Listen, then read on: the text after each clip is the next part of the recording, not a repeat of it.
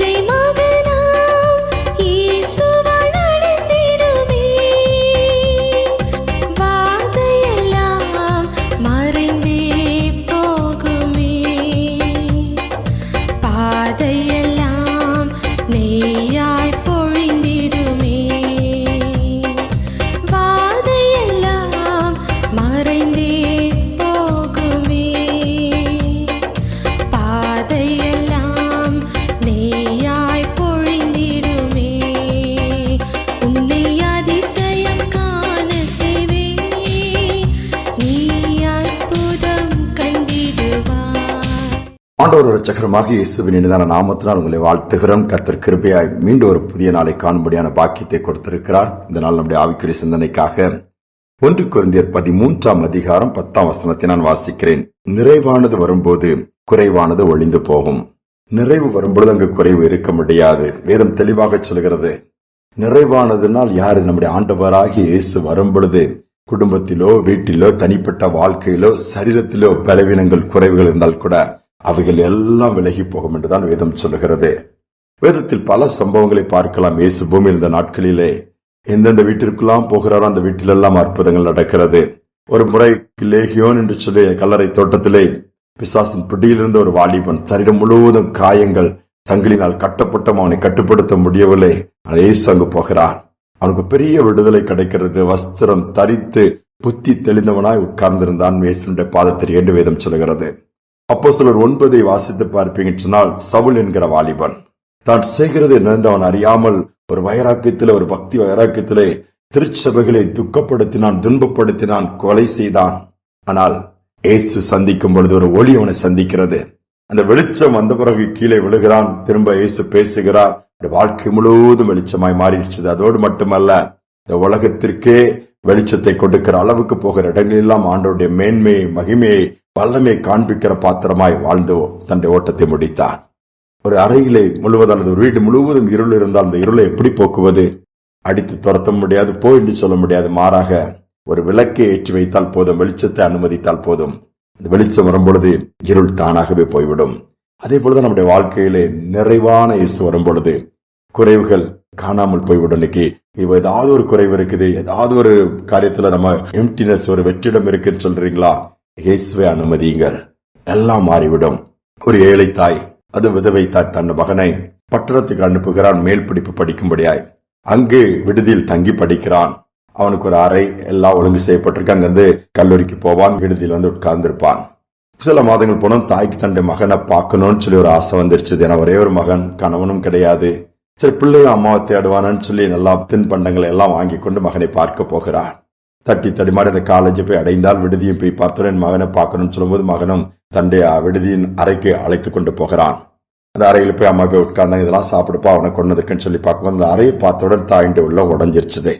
ஏன் அந்த அறையின் சுவர்கள் எல்லாவற்றிலும் ஆபாசமான படங்கள் அந்த பையன் ஒட்டி வச்சிருக்கிறான். என் மகன் இப்படி பண்றானேன்னு சொல்லி தாய்க்கு ஒரு துக்கம். ஆனாலும் அவன்கிட்ட என்னத்தை சொல்றது, இதெல்லாம் பண்ணாதப்பான்னு சொல்லி அவனோடு தர்க்கம் பண்ண அந்த தாய் விரும்பவில்லை. மாறாக சரி மகனேன்னு போய் வீட்டுக்கு வந்து விட்டார்கள். தன்னுடைய கிராமத்துக்கு வந்து ஒரு கடிதத்தை எழுதி அதிலே ஒரு போட்டோ வைத்து, யாருடைய போட்டோ? அந்த தாயுடைய போட்டோ. மகனே, உன் அறைக்கு வந்தேன், நிறைய நீ படங்களை ஒட்டி இருக்கிறா, அந்த படங்களோடு கூட அம்மாவுடைய படத்தை நான் அந்த கடிதத்தோடு நான் சேர்த்து அனுப்பி இருக்கிறேன். அதே அம்மாவுடைய படத்தை அதில் ஒட்டி வச்சிருப்பான்னு சொல்லிட்டு எழுதிட்டு கடிதத்தை போஸ்ட் பண்ணிட்டாங்க. இந்த கடிதத்துக்கு அங்க போய் சேர்ந்துச்சு. அப்புறம் சில மாதங்கள் போய் திரும்ப போகிறாங்க அந்த பையனை பாக்குறதுக்கு. அந்த விடுதியில போய் பார்த்தவன் அறைக்குள்ள திருப்பியும் கூட்டிட்டு போய் பார்த்தா ஒரு படமும் இல்ல, அம்மாவுடைய படம் மட்டும் அங்க இருக்குது. அந்த தாய் ஒண்ணுமே சொல்ல அப்படி பாக்குறாங்க. அந்த சோறுகள்ல ஒட்டப்பட்ட எந்த ஆபாச படங்களும் இல்ல, அத்தனையும் தூக்கி போட்டு இருக்கிறான். அம்மாவுடைய படம் இருக்கும்போது அவனே சொன்னாமா, உங்க படத்தை அப்படிப்பட்ட படத்தோடு வைக்க எனக்கு விருப்பம் இல்லம்மா, அதெல்லாம் தூக்கி போட்டுட்டேன் அப்படின்னா. பாருங்க, ஒரு தாயினுடைய அன்பு, ஒரு தாயினுடைய படம் மற்ற காரியங்கள்லாம் தூக்கி போடாம மனதை மாற்றிச்சுன்னா இயேசுடைய அன்பு, இயேசுடைய நிறைவான அந்த ஆசீர்வாதம் வரும் பொழுது எல்லா குறைவுகளும் காணாமல் போய்விடும். நிறைவுதான் பெருகும். சோர்ந்து போயிருக்கிறீங்களா? நம்பிக்கை இழந்துட்டீங்களா? இயேசுவை அனுமதிச்சு பாருங்க. நீங்கள் குறைவுகளை தேடினாலும் இருக்காது, தானாகவே காணாமல் போக முடியாது. கர்த்தர் பண்ணி விடுவார். ஜெபிப்போமா? எங்கள் அன்பின் பரலோக தகப்பனே, அப்பா, எல்லா பக்கத்திலும் குறைவுபட்டு இருக்கிற சூழலை தான் குடும்பங்கள்ல பாக்குறோம், சமுதாயத்துல பாக்குறோம், தேசங்கள்ல பாக்குறோம்ப்பா. ஏதாவது ஒரு விதத்துல குறைவு வந்து விடுகிறது, ஏதாவது ஒரு விதத்துல இருள் மூடி விடுகிறது. இப்படிப்பட்ட சூழலில நிறைவான நீர் வந்து ஒவ்வொருடைய வாழ்க்கையிலும் குறைவுகளை மாற்றுவீராக.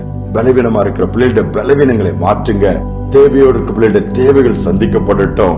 என்ன செய்யறது தத்தளிக்க பிள்ளைகளுடைய வாழ்க்கையில நீங்க போய் தத்தளிப்பின் பாத்திரத்தை எடுத்து போட்டு நிறைவை கொடுத்து தூக்கி நிறுத்தி எங்கெல்லாம் வெட்கப்பட்டவர்களெல்லாம் தலை நிமிர்ந்து நிற்க பண்ணுவீராக.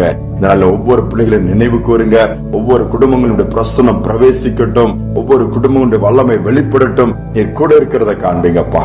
செய்வதற்காக நன்றி, நடத்துவதற்காக ஸ்தோத்திரம். பெற்ற பிள்ளைகளுக்காக ஒருவேளை பெற்றோர்கள் கண்ணீர் விடலாம். என் மகளுடைய வாழ்க்கை இப்படி ஆயிடுச்சு, மகளுடைய வாழ்க்கை இப்படி பெற்று தடமாறி இருக்கிற பிள்ளைகளுக்காக இன்னைக்கு அழுது கொண்டிருக்கிற பெற்றோர்கள் இந்த செய்தியை கேட்க நேரிட்டால் என் ஆண்டவர் அந்த பிள்ளைகளுடைய அழுகையின் கூக்குரலை கேட்டு பிள்ளைகளுடைய வாழ்க்கையில பெரிய மாற்றத்தை கொடுத்து குறைவுகள் நீங்கி நிறைவாயிருக்கிறதை பார்க்கட்டும், கேட்கட்டும், நாமத்தை மகிமைப்படுத்தட்டும். இந்த பாக்கியத்தை கொடுப்பதற்காக நன்றி. துதிகான மகிமை ஏற்றுக்கொள்ளும் இயேசுவின் நாமத்தில் பிதாவே, ஆமேன், ஆமேன். நிறைவான இயேசுவை நம்முடைய வாழ்க்கையில அனுமதிப்போம். குறைவுகள் எல்லாம் காணாமல் போய்விடுவோம். நிறைவாய் வாழ்வோம். இந்த சிந்தனையோடு இந்த நாளை தொடர்வோம். மீண்டுமாய் நாளை தினம் சந்திப்போம். கூப்பிடு, நீ பதில் கொடுப்பார், குறைகளெல்லாம் நிறைவாக்குவார். கூப்பிடு, நீ பதில் கொடுப்பார், குறைகளெல்லாம் நிறைவாக்குவார். உண்மையாக தேடுவோரின் உள்ளத்தில் வந்திடுவார். உண்மையாக தேடுவோரின் உள்ளத்தில் வந்திடுவார். கொண்டாடுவோம், கொண்டாடுவோம், கவலைகள் மறந்து நாம் பாடுவோம். ஓ, கொண்டாடுவோம், கொண்டாடுவோம், கவலைகள் மறந்து நாம் பாடுவோம். இயேசு ராஜா வந்திருக்கிறார், எல்லோரும் கொண்டாடுவோம், கைத்தட்டி நாம் பாடுவோம்.